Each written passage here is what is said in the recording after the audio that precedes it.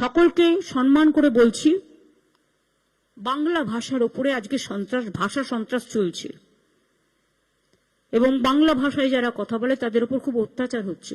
মমতা বন্দ্যোপাধ্যায় ভাষা সন্ত্রাস দিয়ে আমার মনে পড়ে একটা ফ্রেজ খুব মনে পড়ছে, দারুণ বাংলা ভাষা আমি চিনে দেখলাম। বলছি, পরবের দিন ফজরে উঠে কলের পানিতে গোসল করে আপার সাথে দোস্তের খালার বাড়িতে নিমন্ত্রণে যাচ্ছি, দাওয়াতে যাচ্ছি, আসমানে তখন রংধনু।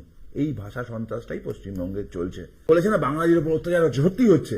বাংলা ভাষা না, দারুণ লেখা তো, এটা তো বাংলা, পিওর বিশুদ্ধ বাংলা, ভাষা সন্ত্রাস না তো।